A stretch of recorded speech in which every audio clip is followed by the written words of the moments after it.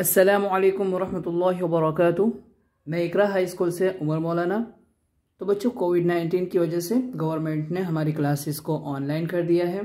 तो जिस तरह हम ऑफलाइन में क्लास में बैठकर सबक को समझते थे, याद करते थे और लिखते थे, उसी तरह हमें घर बैठकर भी हमारे सबक को समझना है, याद करना है और लिखना भी है। तो जिस तरह आपको सबक समझाया जा रहा है उसी तरह समझना है, और जिस तरह लिखने को कहा जाए उस तरह हमें सबक को लिखना भी होगा। तो अब हम हमारा सबक शुरू करते हैं। बिस्मिल्लाहिर्रहमानिर्रहीम। देखो, आज का जो सबक है वो हमारा स्टैंडर्ड 5th में चैप्टर नंबर 4 का पार्ट 2 है। हमने पार्ट 1 में इस सबक को समझ लिया था। अब आगे उसी सबक को हम आगे समझेंगे। हमने पार्ट 1 में इस पेज को बिल्कुल अच्छी तरीके से हमने नोटबुक के पेज में समझ लिया था कि किस तरह इन अल्फाजों को आधी शक्लों में लिखा जाता है, फिर उसकी मुकम्मल शक्ल लिखी जाती है, फिर उसका अरबी से उर्दू में तर्जमा यानी मीनिंग, मतलब क्या होता है। तो अब हम इसी सबक को आगे बढ़ाकर समझेंगे। देखो, हमने सीन और शीन इन दो हरफों के अल्फाजों को समझा था। देखो यहाँ पे सीन, शीन, सौद और जौद है। तो पहले हमने सीन और शीन को इस पेज के ऊपर समझ लिया था। आगे का जो सबक है वो बच्चों सौद और जौद, इन दोनों के इस्तेमाल से हमें और आगे के अल्फाज को अरबी से उर्दू में समझना है। तो अब हम सबक को शुरू करते हैं। बिस्मिल्लाहिर्रहमानिर्रहीम। देखो यहाँ पे सबसे पहले सूफुन है। क्या है? सूफुन। तो शुरू में देखो हमें सौद की नंबर 1 लिखेंगे। यहाँ पे सौद की शुरू की शक्ल, तो सौद को शुरू में इस तरह आधी शक्ल में लिखा जाएगा बच्चों। उसके बाद वाव है, तो वाव की जो आधी शक्ल है वो बच्चों इस तरह, हमें मिलाना नहीं है, खाली आधी शक्लें बनानी है। और उसके बाद जो फा है वो आखिर में अलग ही लिखेंगे। अब हम हरकत दे देंगे। देखो, सौद के ऊपर पेश लिखेंगे, वाव के ऊपर जज्म और फा के ऊपर 2 पेश की तनवीन, फिर बराबर। तो देखो ये सौद, वाव और फा। अब हमें यहाँ पे बराबर करके इन तीनों हर्फ को मिलाना है। तो हम पहले शुरू में सौद लिखेंगे, सौद के साथ वाव मिलाना है और उसके बाद फा। तो अरबी का जो अल्फाज है वो बच्चों बनेगा सूफुन। क्या बनेगा बच्चों? सूफुन। और सूफुन का माना होगा उर्दू में ऊनी कपड़ा। ऊनी कपड़ा जो सर्दियों के मौसम में पहना जाता है। आया समझ में?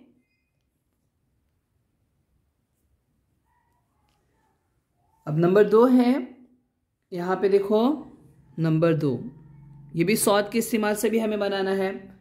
तो शुरू में हम लिखेंगे सौद की आधी शक्ल। देखो यहाँ पे सौद, उसके बाद अलिफ है, तो अलिफ की मिलाने वाली शक्ल लिखेंगे यहाँ पे। उसके बाद बा और वाव है, तो बा की आधी शक्ल, फिर वाव की आधी शक्ल, क्योंकि बा को हमें वाव के साथ मिलाना है। और ये जो नून है बच्चों उसे हमें अलग ही लिखना है इस तरह, फिर बराबर करके।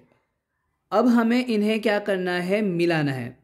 क्या करना है? मिलाना है। तो कैसे मिलाएंगे? तो देखो बच्चों, पहले तो हम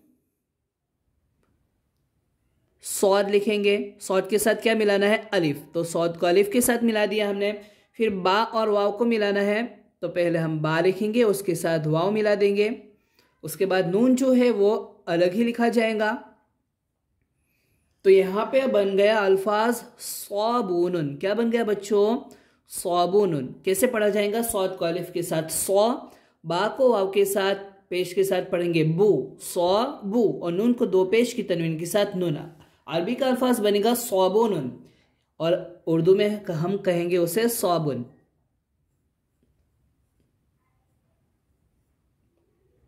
आया समझ में? अब नंबर 3, तीसरे नंबर पे बच्चों देखो सौद, या और फा। तो पहले सौद की आधी शक्ल लिखेंगे, उसके बाद या की आधी शक्ल और उसके बाद फा। तो देखो हम शुरू में सौद की आधी शक्ल लिखेंगे, उसके बाद जो ये या है उसे सौद के साथ भी बच्चों मिलाना है और फा के साथ भी मिलाना है। तो हमें उसकी दरमियानी शक्ल लिखनी है, बीच वाली शक्ल, जो उसके पहले वाले हर्फ के साथ भी मिलेगी और उसके बाद वाले हर्फ के साथ भी मिलेगी। और उसके बाद फा है तो फा की आखिरी शक्ल, तो फा की मिलाने वाली आखिरी शक्ल इस तरह है। अब हमें इन तीनों को मिलाना भी है। क्या करना है बच्चों? मिलाना है। तो कैसे मिलाएंगे? तो देखो, पहले सौद लिखेंगे हम, उसके साथ हमें मिलानी है या, और उसके बाद फा। सौद, या और फा, बन गया सैफुन। क्या बन गया बच्चों? सैफुन। सैफुन कहेंगे गर्मी के मौसम को, तो हम लिखेंगे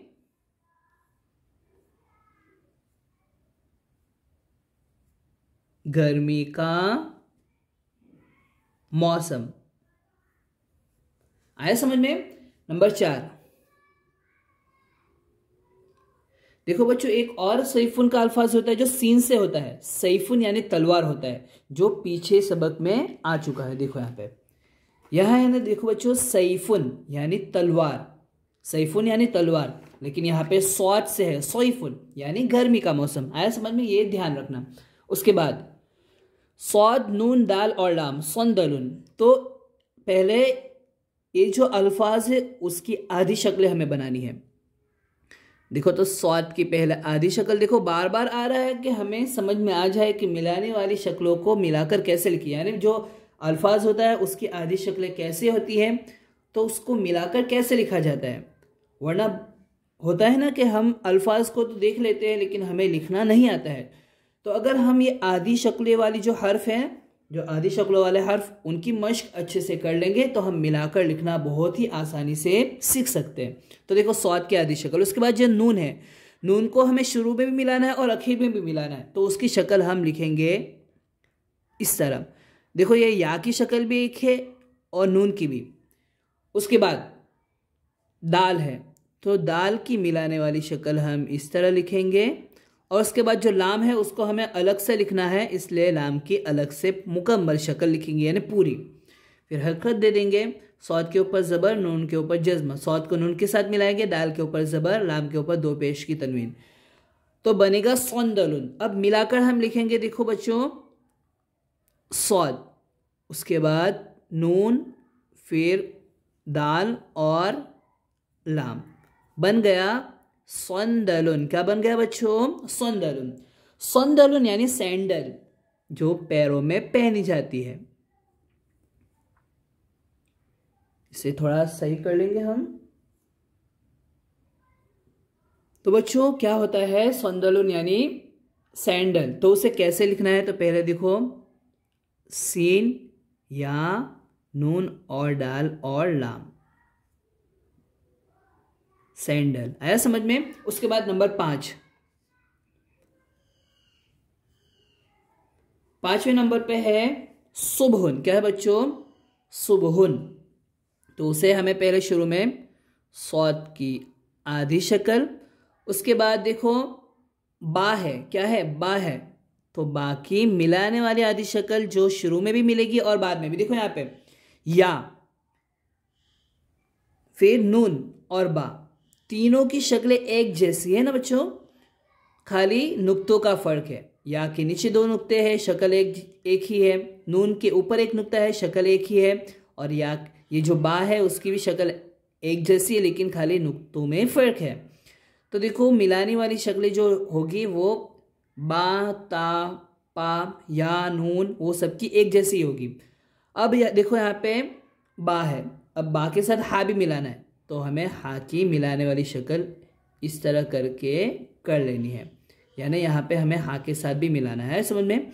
अब हम बराबर करके लिखेंगे सौद, बा और हा, बन गया सुबहुन। क्या बन गया? सुबहुन यानी सुबह। आया समझ में? नंबर 6, अब देखो यहाँ पे 1 से लेकर 5 तक बच्चों, 1 से लेकर 5 तक हमने सौद के अल्फाज समझे है ना। 1 से लेकर 5 तक सौद से सीखा है, तो हम यहाँ पे सौद लिख देंगे। 1 से लेकर 5 सौद तक। अब जो आगे का सबक है नंबर 6 से, वो हम शुरू करेंगे ज़ौद से। किससे बच्चों? ज़ौद से। तो पहला जो अल्फाज है वो है ज़िफ़दिउन। क्या है बच्चों? ज़िफ़दिउन। तो हम लिखेंगे ज़ौद की शुरू की शक्ल, उसके साथ जो फ़ा है वो शुरू में ज़ौद के साथ भी मिल रहा है और दाल के साथ भी मिल रहा है, इसलिए उसकी दरमियानी शक्ल, बीच वाली शक्ल इस तरह, यानी शुरू में भी मिलाना है और बाद भी मिलाना है। फिर दाल है तो दाल की मिलाने वाली शक्ल, उसके बाद है आइन, तो आइन को हमें अलग ही बच्चों लिखना है। तो बन गया ज़िफ़दिउन। क्या बन गया? ज़िफ़दिउन। अब हम मिलाकर लिखेंगे, देखो ज़ौद, फ़ा, दाल और आइन। क्या बन गया बच्चों? ज़िफ़दिउन। क्या बन गया? ज़िफ़दिउन, यानी मेंढक। उर्दू में ज़िफ़दिउन को कहेंगे मेंढक। क्या कहेंगे? मेंढक। अब नंबर 7, 7वें नंबर पे है बच्चों ज़ुरूसुन। क्या है? ज़ुरूसुन। तो कैसे लिखा जाएगा? ज़ौद की शुरू की शक्ल, उसके साथ ज़ौद के साथ रॉ मिलाना है, तो रॉ की मिलाने वाली शक्ल, फिर वाव को हमें अलग ही लिखना है, इसलिए इसकी पूरी शक्ल लिखेंगे, और सीन को भी मुकम्मल ही लिखना है क्योंकि उसको अलग लिखा जाएगा। इतना याद रखना है कि जो हर्फ मिलकर नहीं लिखते हैं उसकी मुकम्मल ही शक्ल हम लिखेंगे। तो ज़ौद के ऊपर पेश, रॉ के ऊपर पेश, वाव के ऊपर जज्म, सीन के ऊपर दो पेश की तनवीन। ज़ुरूसुन यानी दांत। तो हम यहाँ पे मिलाकर लिखेंगे ज़ौद, रॉ, वाव और सीन। तो ज़ुरूसुन यानी बच्चों क्या होता है? दांत। तो हम यहाँ पे दांत लिख देंगे। समझ में आ रहा है ना? बहुत ही आसान सबक है, हमें यहाँ पे खाली मिलाकर लिखना है और उसका उर्दू में तर्जुमा करना है। उसके बाद नंबर 8। तो बच्चों 8वें नंबर पे है ज़ाबितुन। क्या है बच्चों? ज़ाबितुन। तो उसे कैसे लिखेंगे? ज़ौद की शुरू की शक्ल, फिर उसके बाद है अलिफ, तो अलिफ की मिलाने वाली शक्ल, उसके बाद बा, तो बा की आधी मिलाने वाली शक्ल, फिर है तौ, फिर तौ की भी मिलाने वाली शक्ल। अब यहाँ पे हमें इन चारों को मिलाना है। ज़ाबितुन, तो देखो ज़ौद अलिफ ज़ौ, और बा को ज़ेर के साथ बी, और तौ को दो पेश की तनवीन के साथ तुन। अरबी का अल्फाज बनेगा ज़ाबितुन यानी ऑफिसर। तो उर्दू में हम लिखेंगे ऑफिसर। क्या लिखेंगे बच्चों? ऑफिसर। नंबर 9 क्या है? ज़ैफ़ुन। ज़ौद या और फ़ा, ज़ौद या और फ़ा। तो हम लिखेंगे ज़ौद की शुरू की शक्ल, फिर देखो ये या आई है, जो या ज़ौद के साथ भी मिल रही है और बच्चों फ़ा के साथ भी मिल रही है, और पता है उसकी मिलाने वाली शक्ल हम इस तरह बनाएंगे और नीचे दो नुक्ते। उसके बाद हम फ़ा लिखेंगे, फ़ा की मिलाने वाली शक्ल आखिरी। तो अब इन तीनों को मिलाना है, तो बन जाएगा ज़ैफ़ुन। ज़ौद या और फ़ा, ज़ैफ़ुन यानी मेहमान। ज़ैफ़ुन यानी मेहमान। नंबर 10, ये आखिरी अल्फाज है बच्चों आज के सबक का, ज़रीबतुन। क्या है बच्चों? ज़रीबतुन। शुरू में हम ज़ौद लिखेंगे, उसके बाद ज़ौद के साथ रॉ मिलाना है, उसके बाद बा की शुरू की शक्ल, या की, हाँ या की शुरू की शक्ल, फिर है बा, तो बा की बीच की शक्ल लिखेंगे, इसलिए इस तरह लिखेंगे। क्यों? क्योंकि उसको या के साथ भी मिलाना है और ता के साथ भी मिलाना है, और ता की आखिरी शक्ल। अब हम हरकत दे देंगे। मिलाकर कैसे बच्चों लिखा जाएगा? ज़ौद और रॉ को मिलाकर लिखना है, फिर या, बा और ता इन तीनों को भी मिलाकर लिखना है, तो बन जाएगा बच्चों ज़रीबतुन। क्या बन जाएगा? ज़रीबतुन यानी टैक्स।